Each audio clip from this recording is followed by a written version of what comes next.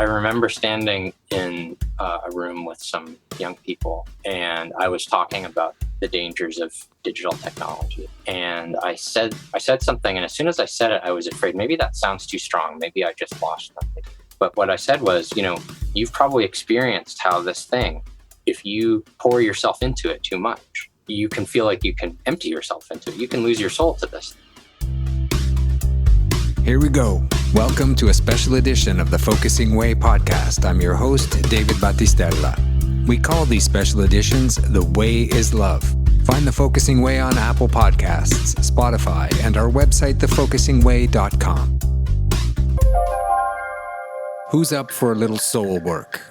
Years back, a friend and I greeted each other by one of us saying rock and roll and the other answering fill the soul. It was a nice reminder of how playing or listening to music could be an exercise that is soothing to the soul. It was also a great reminder that we actually have a soul, and that soul has to be considered and is moved by the action of our lives and minds as well. We aren't talking music or rock and roll today, but we are talking about the soul and the mind with co-author Joshua P. Hochschild of the book Mind at Peace, Reclaiming an Ordered Soul in the Age of Distraction. The book is laid out to act as a good companion that we can turn to, whether you're in need of comfort or virtue, a refresh of your moral compass, or want to reawaken the sensations of the heart, body, mind, and soul. You will want this book near you. Chapters give an opportunity for contemplation or active discernment with thought-provoking questions to reflect on. The book is laid out in such a lovely way and I love that every chapter heading is only a single word, which was a beautiful choice because you mentioned steadfast earlier, and there's a beautiful quote from the Book of Wisdom in that chapter. But there's also this quote: "Fear is a terrible passion. Desire always has in it some promise of pleasure. It beckons, entices, beguiles. Fear appalls, unsettles, and puts us in a state of confusion. Great fears repel us. Without tremendous force of character, we simply run from them. Lesser fears shake us." How do you teach a statement like that one I just read?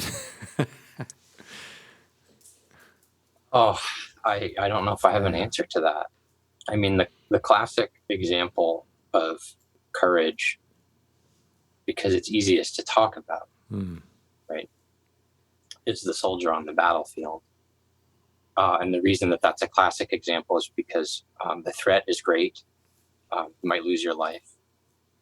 But the sense of duty and responsibility is great because presumably we're supposed to be imagining honorable soldiers who believe in whatever cause they've been called to fight for. That's the classic example. I don't know that it actually carries a lot of weight in our society. Fewer people serve in the military as opposed to citizen soldiers of an ancient civilization, and fewer people trust that the wars that are fought are actually noble and worth sacrificing for. What we have to do is find those areas of our life where the idea of doing something, even though it's painful, does have weight. For someone, it might be public speaking. Yeah. They're afraid of speaking in public, but they know that it would be a strength, or maybe even they have an obligation to do it. For a child, it might mean, continuing to go to school, even though there's a bully who calls you names, right? We all, in our different states of life, have different things that can threaten us, and courage is whatever it takes to respond to that in the healthy way, so that the threat doesn't own us, so the threat doesn't master us. Yeah. But I don't know if that's enough to answer your question. It is because it does end up becoming a very individual battle, but one that you have to draw awareness to first and foremost, right? Like there seems to be even just a general sort of lack of awareness. I'm going to just turn it over to this sort of conversation about possessions, right? Where it seems like everything in the plugged in and technological lifestyles that we live, it all leads to, at some point in time, purchasing something. So we're the great consumers of the planet, but our love of consumption has a price, right? And some of the conversations you've had or you've heard the students have or that you've been around, what is that price ultimately? Um, the price is our souls. Yeah. I remember standing in a room with some young people, and I was talking about the dangers of digital technology. And I said something, and as soon as I said it, I was afraid maybe that sounds too strong. Maybe I just lost them. Maybe they'll think that I'm a doomsayer. But what I said was, you've probably experienced how this thing, if you pour yourself into it too much, right, you can feel like you can empty yourself into it. You can lose your soul to this thing. And that's what I thought. I thought the losing your soul language would have gone too far. But the whole room, all the heads started. They knew exactly what I was talking about. Right. And not because they were particularly pious. I don't think it was. I wasn't making actually a particularly religious point. In more secular language, maybe I would have said something like, "You all know it's addictive," or "You all know that you can procrastinate and fritter away your time." But if you're frittering away your time, you're frittering away your life. Right. And if your attention is so fixed on this object that is drawing it in, that you can't give it to the people around you, you forget your obligations to friends. You would rather do this than take the effort to create or produce something, or to call your mother, or write a letter to your son. Then I do think it's fair to say that the threat is our souls. Yeah. And I want to be careful here, because in talking about this, I always feel like I end up sounding very dark and like a doomsayer. But I hope it's come across. I get the sense from your reaction. The book is very hopeful. The book is hopeful. And it's Absolutely. not saying that we have to smash all the machines. If that were an option, maybe we would consider it. But it's not an option. Yeah. What we have to do is figure out how to negotiate this. It's a dramatic social experiment that we're going through, and we have to be as aware of what's happening to us and to our society as possible, and not put our heads in the sand about what's happening, and return to the sources to practice those virtues that have gotten people through other difficult times. Yeah, and it leads so beautifully to my next question, which is about substantive conversation. And I think what the book actually encourages is the kind of conversation we're having, which is a substantive conversation about technology and its impact and the effects it has, not only in our lives, in our time, in our attractions, distractions, but how the technology is taking a piece of our humanity, taking something away. And how do you think mostly that technology has pulled us away from substantive conversation? Well, I think it basically just doesn't want us to have those conversations, and it's not an easy mode to use. I mean, we're finding a way, because we're using Zoom and recording a podcast, and your listeners will make time to listen to something. But I think even that almost feels like we're a little bit working against the grain of the other things that are sort of flashing for our attention. A comparison that I've made since the book came out is to how C.S. Lewis describes the work of demons in the Screwtape Letters, which is, I don't know if you know the book, but it's a very funny but also very serious book about spiritual discipline, told from the point of view of a master demon to an apprentice demon, writing letters about how to be better at tempting people away from God. And through that device, C.S. Lewis indirectly, if you're an intelligent reader, indirectly, you're actually getting advice about how to protect yourself from the ways that demons tempt you. Sure. Yeah. But very early on, I mean, the chapters describe very specific modes of temptation. So we all have areas of our life that we can be tempted in, whether it's relationships, whether it's food, whether it's our attitude towards wealth and power, status, all of these things. And there are individual chapters aimed at those different kinds of appetites. But at the very beginning, Screwtape says to Wormwood, is his nephew, who he's counseling, that you don't try to teach devilry. In fact, you don't try to teach anything. You simply try to distract them from the good things. It's a negative art. Yeah.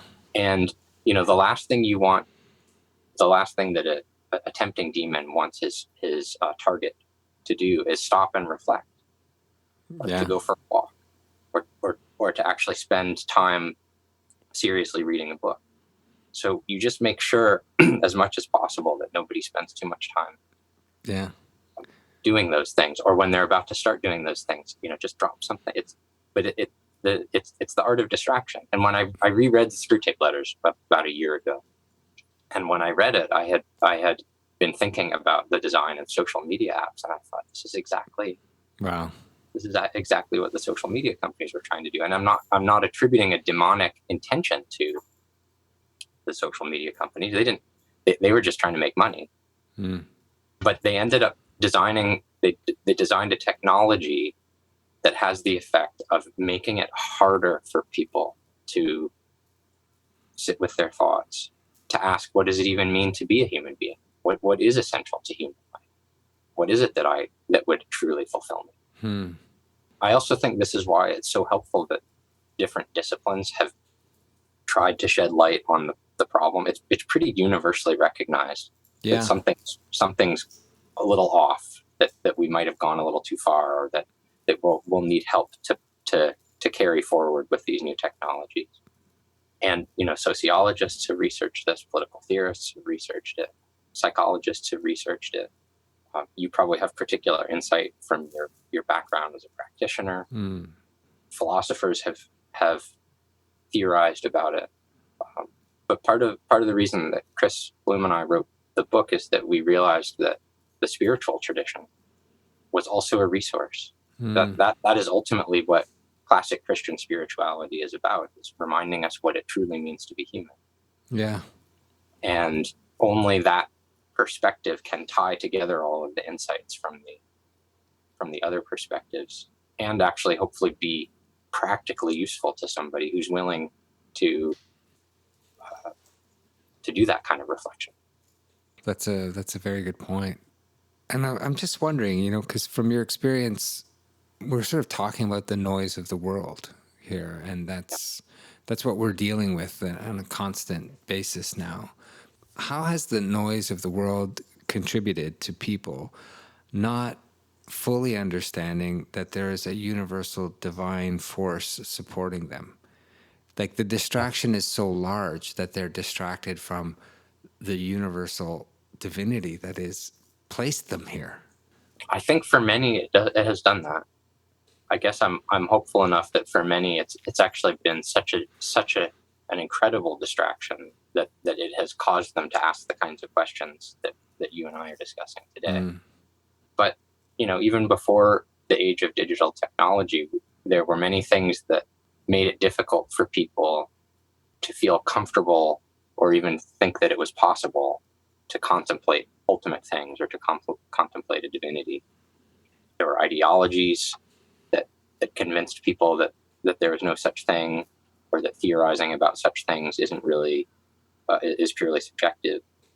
There were whole industries, designed to draw our attention in different ways. There have been wars and plagues in the past. But the interesting thing about all of those kinds of challenges is that even if they lead many people astray, they also always lead some people to kind of stop and take stock. They're beautiful spiritual writings that came out of World War II, for instance. There are amazing reflections on human nature that grew out of the Industrial Revolution, precisely because there were perceived threats to habits and relationships and ways of life, and a sense of things being lost. That some of the people who felt that sense most strongly did their best to reflect on how something could be preserved, or what it was that was being lost and why it shouldn't be lost. So I think the challenges have never been greater. I do think that this is a bigger, both in terms of the speed with which it's happened in less than one generation, and in terms of the scale that it's happened. I mean, once upon a time, a classic example of being distracted is a monk in his cell who's supposed to be reading the Bible, and he is tempted to go visit his neighbor, or he's tempted to read another part of scripture that wasn't part of the plan. But there were only so many things that could distract the monk in his cell, and that's the monk in his cell. Yeah. But now we all have virtually unlimited distractions. Yeah. But you could potentially have anything before your eyes at the touch of a button if you have the pocket. Mm-hmm. And that does something to our minds. Yeah. And it takes incredible effort and discipline, not just personal effort, but I think it's going to take increasingly corporate effort, social effort, where communities and institutions make decisions about what their expectations are for people, and hold each other accountable, help them. It starts in families, but schools, parishes, I think, will increasingly have, in a sense, rules and etiquette about how these things should be integrated into our life. Because so far there haven't been any. It's just been... Yeah, I mean, you see it with sort of people Instagramming every meal they have or something, or a complete and utter lack of privacy for any other individual in any setting. It's incredible. We mentioned smartphones a lot in this conversation. I have a theory that they name everything the 180-degree opposite to what it actually is, or what it's going to do to you. Which, in other words, it's sold to you. It's going to make you very smart and have you access anything at a moment's notice, as you just mentioned. And it ends up sort of having the opposite effect if it's not treated with the proper atteggiamento is the word I would use, the Italian word, with the right discipline. Yeah. And what blows me away about humans is that we all still think we're smarter than that phone in our hand. And no one will really ever admit how much time they spend on that device, or they'll have the very quick answer, like it's for work, is a common one. Why do we seem to feel we're smarter than that device we have in our hand? I don't know. I'm guilty of it myself. I mean, I have one. I carry it most of the time. I'm on social media. I'm on Twitter, and I have a kind of love-hate relationship with that, and go through sort of waves of guilt, and should I give that up? I'm fasting from it during Lent. I think we tell ourselves that because there is a level on which these tools can be used for good. Yes. I mean, I can keep in touch with my sons who are away at college because we all have phones. I can engage in philosophical conversations on Twitter. And I've even felt like I was encountering persons and building friendships through interactions on social media. But I also know that tons of other stuff goes on there too, and sometimes I'm just wasting my time or being vain. And so we tell ourselves that. I think partly we tell ourselves that as aspirational. We want it to be true. We're making an effort for it to be true. Hope that it will become true. But I think also we sometimes recognize that we're lying to each other. Yeah. And we all know that about each other too. We're all kind of confessing, we've maybe taken a step too far. We're not done. That's another thing about virtue, by the way, is it's not like you achieve virtue on a certain day at a certain time, check it off, and then you're done, right? You're continually growing in virtue, and the more virtuous you are, the more attention you're going to give to continuing to practice virtue. So it really is the constant work of the soul. I'm going to read another beautiful quote that I pulled out of the book. The mind is a very delicate lens, and if we want it to receive illumination, to borrow Plato's metaphor, we must be vigilant in keeping it safe from being scratched and warped. And I want to take that into imagination, because imagination actually requires a real keen awareness. So how do you think imagination is being manipulated by the technology we use? Yeah.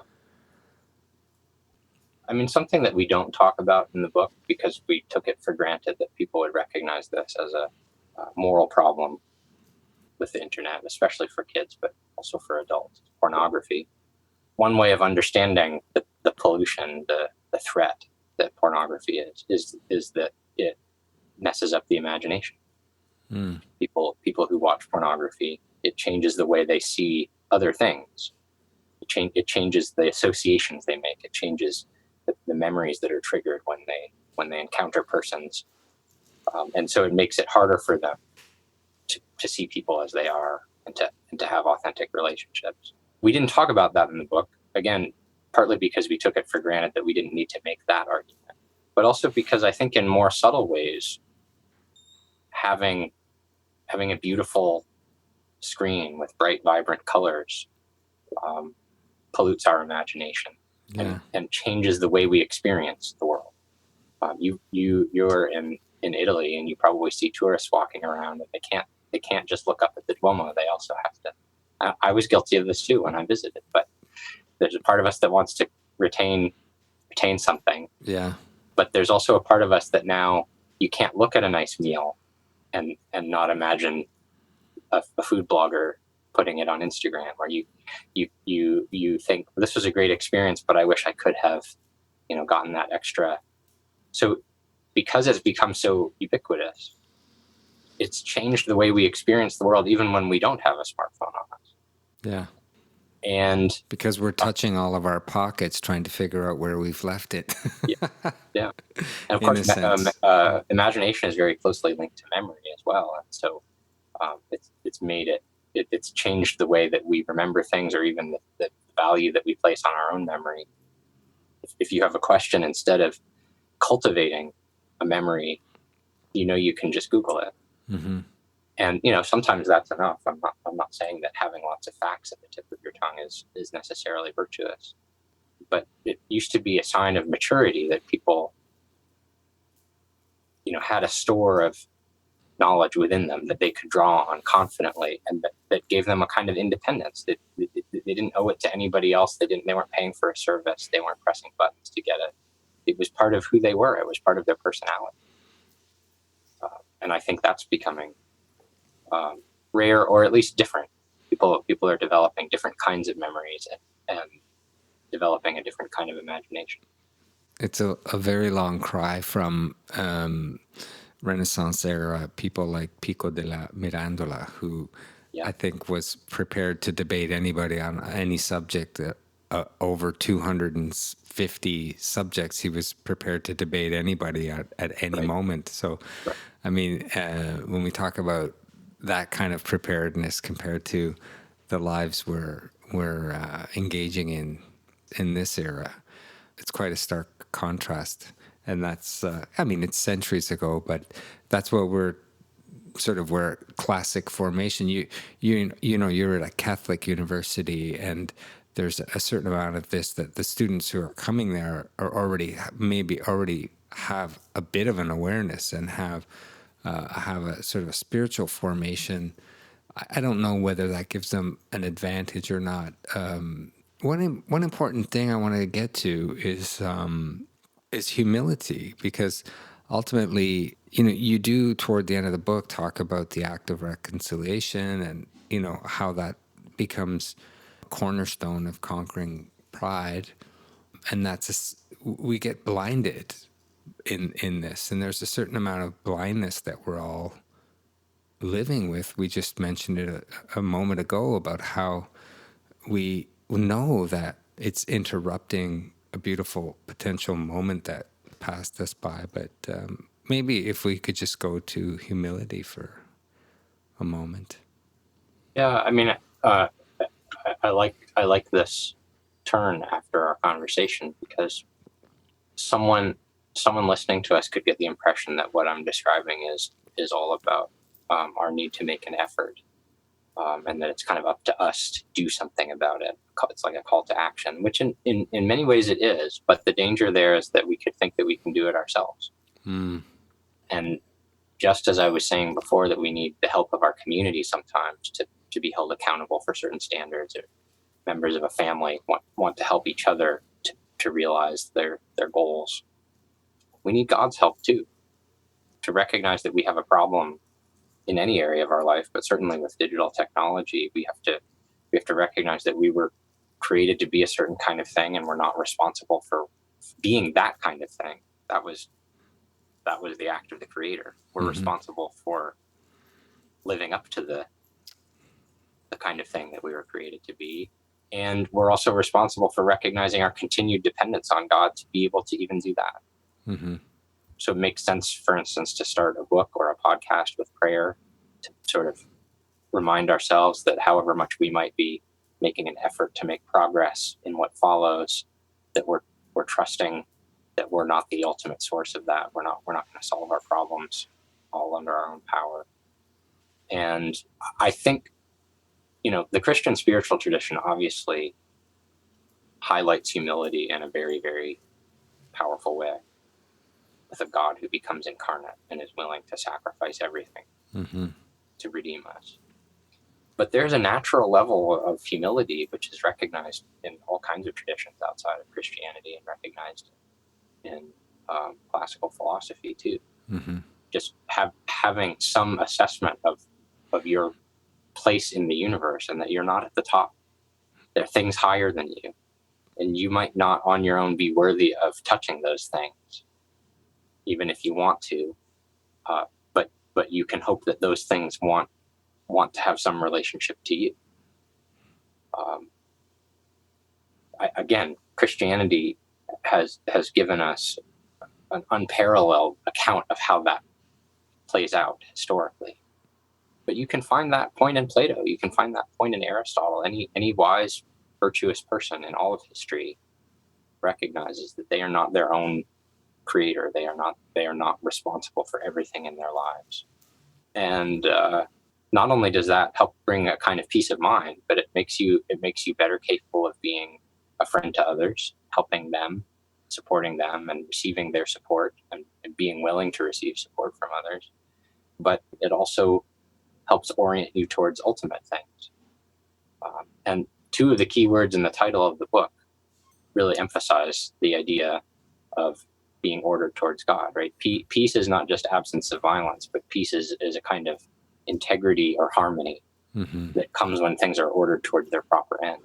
And what people are feeling they need, if they're feeling the pull and distraction of digital technology, if they're feeling they need some sort of inner integrity, inner order, inner structure that would reorient them towards the thing that matters most. I think you've left us with a beautiful thought, a really mind-expanding thought, and I just want to encourage people to get their hands on this book. The book is called A Mind at Peace, Reclaiming an Ordered Soul in the Age of Distraction. And I've been talking to Professor Joshua P. Hochschild, and I just really want to thank you for your time today and for your presence. Thanks, David, and thanks for giving the book such a close reading. It's always heartening to hear from people who have found the book helpful and want to engage its ideas. Thank you.